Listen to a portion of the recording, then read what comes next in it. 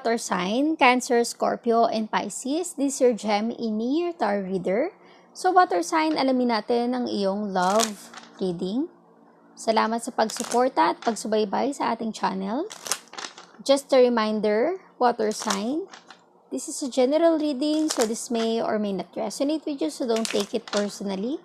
This is just a guide. Kung sakaling ma-encounter mo ang ganitong sitwasyon, pwede mo makonsider ang mga advice at messages for you. Water sign, give me your energy. Cancer, Scorpio, and Pisces. Give me your love energy. Water sign, Cancer, Scorpio, and Pisces. Give me your energy. Give me your main love energy. Water sign, Cancer, Scorpio, and Pisces.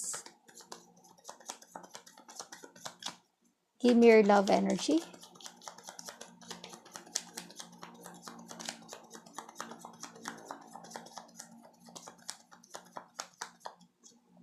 Water sign, give me your love energy.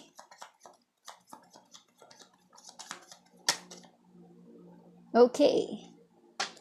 The golden mirror. Self-observed, narcissist, one-sided relationship, love bombing. May one-sided relationship sa inyong connection. Let us see. Ano itong connection ng iyong main energy? Water sign, Cancer, Scorpio, Pisces. Ano ang connection ng golden mirror sa iyong love situation right now? Water sign, give me your love energy. Cancer, Scorpio, Pisces. You have King of Swords, an air sign, Gemini, Libra, and Aquarius. You have Knight of Pentacles, an earth sign, Taurus, Virgo, and Capricorn. You have the Hanged Man. Your person, maybe, alam mo parang may sarili siyang, may plano siya sa buhay niya. Or ikaw, water sign ang may sariling plano sa buhay na hindi kasama yung person mo. Tingin ko, may gusto kang tahaking landas na wala sa plano yung relationship nyo sa ngayon. Parang, you are moving towards independency. Parang hindi ka pa ready to settle down. Parang alam mo sa sarili mo na may gusto ka pang makamit, marating, bago mo pa masabi sa sarili mo na mag-settle down ka. Love bombing. You're sabotaging your relationship or your person. Yung parang hindi nyo pa priority yung long-term commitment. Masaya kayo, ini-enjoy nyo ang company ng isa't isa, pero may mga plano pa kayo sa buhay. May mga gusto pa kayong tahakin sa inyong kanya-kanyang sitwasyon. You have the Wheel. You have King of Pentacles, an earth sign, Taurus, Virgo, and Capricorn, and Ten of Swords. An air sign, Gemini, Libra, Aquarius. Tingin ko, sa ngayon medyo nakahang on yung inyong relationship. Na parang wala pang next level sa inyong relasyon. Sa ngayon, parang ang buhay at sitwasyon, yung muna ang pinaprioritize nyo. Career, business, pero ang love life, medyo hindi pa yon ang priority nyo. May self-observed narcissist, one-sided relationship. Hindi nyo nakikita ang sarili nyo as a couple, as a mutual partner. Diba? You have a luck, Wheel of Fortune. Meaning to say, you're turning around your life or situation into something na parang may sarili kang buhay. May partner ka pero hindi pa siya kasama sa mga plano mo sa ngayon. Kasi may mga priority ka pa. May mga gusto kang marating, may mga gusto kang maabot. Water sign. Kaya tingin ko, the Hanged Man, yung relationship nyo nakahang. And soon, after those challenges, after matapos yung mga priority nyo sa buhay, maybe, at the right time, di ba? Ma-priority nyo yung relationship nyo. Pero sa ngayon, parang separate ways.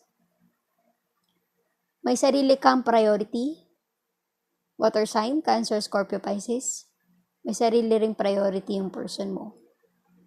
There's a one-sided relationship. Or maybe your person is ready and willing, ikaw lang ang hindi. Hindi ka pa handa kasi may mga plano ka pa sa buhay mo. May mga gusto ka pang maabot at marating. Kung open-minded ang partner mo, maintindihan ka niya. Pero kung hindi na siya makakapag-antay sa'yo, at pagod na siya as a hangman, di ba, baka hindi talaga kayo para sa isa't isa. Tignan natin, water sign. You have the Chariot, a strong Cancer in your energy. You have Queen of Cups, a water sign, Cancer, Scorpio, and Pisces. Nine of Cups, water sign again. Tingin ko mahal nyo ang isa't isa. Pero sa ngayon kasi parang iba yung priority mo. You're taking action towards your priority. Water sign. Something na yun ang nagbibigay sa'yo ng success in life, fulfillment, sa career, sa business. Siguro yun ang priority mo sa ngayon. I'm not saying na parang naiitsapwera ang partner mo, pero parang yun yung nararamdaman niya. Parang sa ngayon, pangalawa lang siya sa priority mo. Pero, mahal niyo ang isa't isa. So sa ngayon, the golden mirror is something na mahalaga, pero hindi pa siya ang priority. Kaya nga one-sided relationship. Parang isa, sobra-sobra yung magbigay ng pagmamahal, ready na, handa na for long-term commitment. Ang isa naman ay hindi pa. Kaya hindi magtagpo ang connection nyo sa isa't isa. Kasi may plano ka pa, water sign. Nakikita ko na ito yung energy mo. May gusto ka pang gawin sa buhay mo. Pero tingin ko yung person mo, kaya niya mag-atay kasi ganun kanya kamahal. Handa siya magtiis na antayin ka kung hanggang kailan ka magiging ready. Kung kailan magto-turn around ang wheel na to at yun na yung time na ready ka na to settle down. Tingin ko naiintindihan ka ng partner mo. Water sign. Cancer, Scorpio, and Pisces. Pero wag mong sayangin yung pagmamahal niya sa'yo. Wag maging one-sided relationship. Iparamdam at ipakita mo rin sa kanya na mahal mo siya. Diba? Na mahalaga rin siya sa'yo. Kahit hindi siya ang priority mo sa ngayon, wag mong sayangin yung pagkakataon na aantayin ka niya. Andyan siya para sa'yo. Tingnan natin ang masasabi ng angel guide, water sign. Cancer, Scorpio, and Pisces. Ask for help from others, di ba? Seek some advice. Baka sakaling may maitulong sila sa sitwasyon nyo. Be assertive. Be confident enough.